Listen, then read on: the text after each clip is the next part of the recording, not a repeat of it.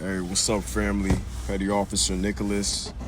I'm not gonna make this long. I just want to testify and share my testimony. So a couple of weeks ago, my chief had me take my junior sailors with me to this memorial event, and basically one of our sailors had passed away aboard our ship, and so we went out as a command to go show our support.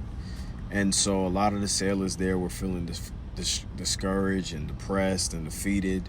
And so a senior chief that I know that I'm really cool with, the MCs were roaming around. They were like, hey, who need picks? And then senior responded, picks, we need prayer. And so I went up to senior with no intentions. I was just like, hey, senior chief, I just want to let you know, like, I'm here for y'all. Like, whatever you need, like, that's why I'm here. Like, I'm here for y'all. Just say the word. And he was like, all right, Nicholas, I'll keep you posted. And so to make a long story short, after the supply officer shared his speech with everybody, senior chief goes up to the front and he gathers everybody and he tells them, hey, everybody, don't leave. RS2 Nicholas has some words of encouragement. And what's crazy, I'm not even a second class, I'm a third class, but he honored me. And so I boldly went up to everybody and I told them straight like this, hey, Jesus is the only way. Jesus is the only answer. Jesus is the answer to y'all depression. Jesus is the answer to y'all anxiety, fear. Jesus is the only answer. And God used me at a naval memorial to preach the gospel. I was given the opportunity to testify of who Jesus is to my sailors.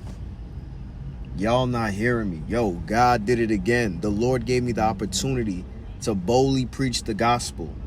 All right? To my fellow sailors. I mean, there was sailors of high rank, low rank, everybody was there, you know what I'm saying? And it just encouraged me. Like, I didn't ask senior, can I preach? Like, he literally handed the torch to me. He was like, hey, Nicholas, preach. You know what I'm saying? And it's just a firm reminder, like, yo, God really is the one that has me in the Navy. I mean, I've seen the fruit.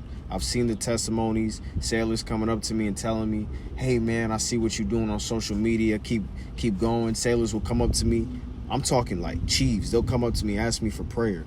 Like, I know God has me here. And I love my career. I love putting on my flags and going to war for my country. I love putting on my uniform every day. I love being a United States Navy sailor because it's all for the glory of God. And I'm so honored that the Lord found it fit to use me as a vessel to be able to testify of who he is at that naval memorial. And I just had to share that testimony with y'all. So I hope this inspired y'all. I hope it blessed you. And hey, listen, set the standard. Stand out for Christ. Don't worry about what people will think about you. Listen, they hated all the prophets. They thought John the Baptist was crazy. They thought David, was too much. They thought Noah was wilding when he was telling people there was a flood coming, and guess what? The flood came.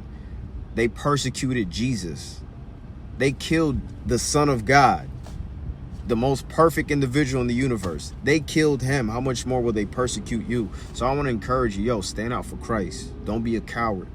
You know what I'm saying, in the end times, because you never know when you're going to have the opportunity to preach. And Paul said to be ready to give man an answer as to why you believe in the gospel the way you do. Be ready.